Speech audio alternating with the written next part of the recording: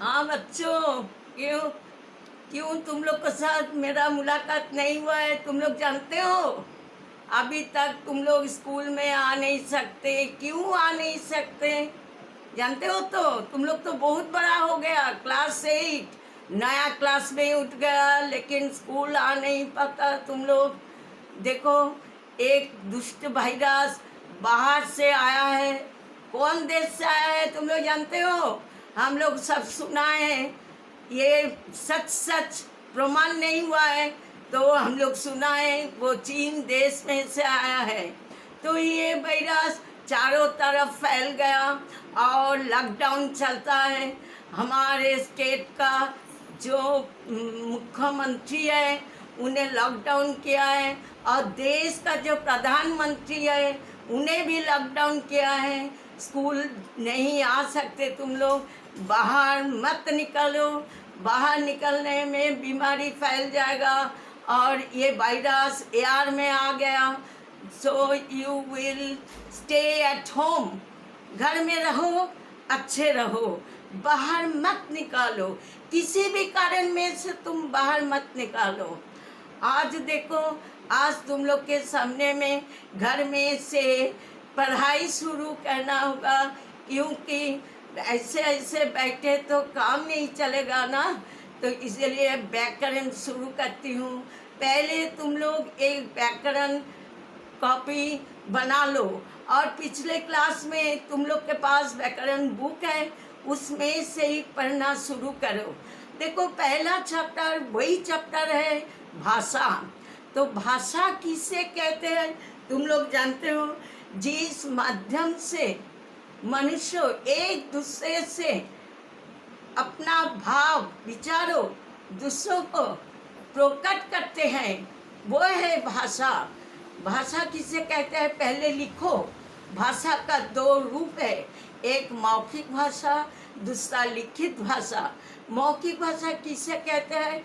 हम मुंह में हम लोग जो इस भाषा से बात करते हैं वो है मौखिक भाषा। और जिस जैसे हम लोग का भाषा दूसरों को प्रकट करते हैं लिखने में से, वो है लिखित भाषा। तो पहले ये दो क्वेश्चन लिखो, भाषा किससे कहते हैं, भाषा का रूप लिखो और उसका वर्णन करो। मौखिक भाषा किसे कहते हैं, लिखित भाषा किसे कहते हैं। और देखो, भाषा का और कुछ कुछ है, क्या क्या है। हमारे देश में एक भाषा है संपर्क भाषा। सब मनुष्य एक भाषा में बात नहीं करते, एक भाषा में लिख नहीं सकते।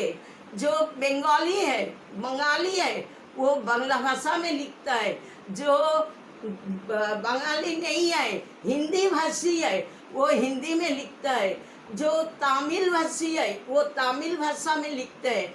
ऐसे बहुत सारे भाषा हमारे देश में है। देखो, संविधान में हमारे देश में 22 भाषा को मान्यता दिया है। और ये भाषा कब से दिया है? 14 सितंबर 1949 में दिया है।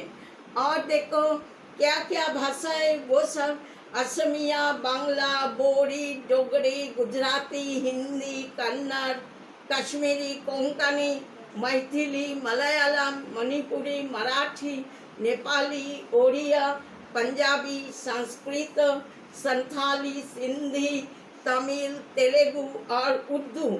ये सब भाषा तुम लोग गिनती कर देखो, 22 भाषा संविधान में मान्यता रूप मिला है। ये सब भाषा में लोग जिस अंचल में जो लोग रहते हैं वो लोग वही भाषा में बात करते हैं और लिख भी सकते हैं। और देखो, मातृभाषा।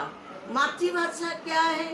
बच्चा जो घर में से और परिवार में से और अपने माँ के मुंह में से जो भाषा पहले सुनते सुनते बड़ा होता है, उसका मातृभाषा।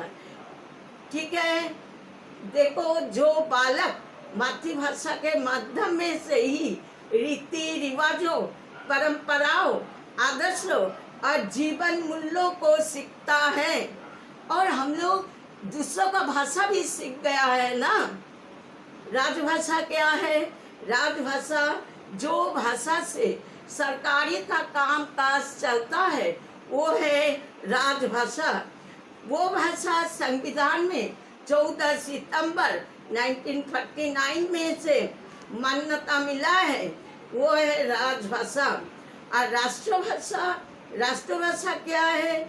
हमारे देश में ज़्यादा लोग हिंदी में बात करता है और हिंदी है हम लोग के देश में राष्ट्रभाषा। ये भाषा प्रचलन उत्तर भारत से लेकर दक्षिण तक, पूर्व से पश्चिम तक ही चलता है।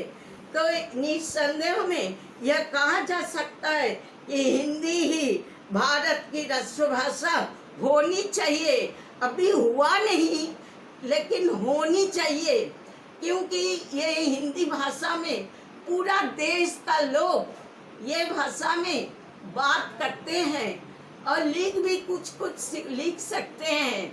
तो इसी को राष्ट्रभाषा, हिंदी भाषा को राष्ट्रभाषा होनी चाहिए। तो बच्चा आज ये तक तुम लोग को लिखना पड़ेगा। ये सब चेक होगा जब स्कूल खुलेगा, तुम लोग क्लास में आओगे, मैं भी क्लास में जाऊंगी और ये सब चेक होगा। और देखो ये भी टेस्ट भी होगा। जो जो काम ये लॉकडाउन में चलेगा, जो पढ़ाई, जो चैप्टर ये लॉकडाउन में चलेगा, वो सब का टेस्ट भी होगा। तब तुम लोग घर में बैठे रहो, घर में रहो, पढ़ाई भी करो, लर्न करो और खेलो, मस्ती करो, जो भी करो घर में करो, घर से बाहर मत निकलो।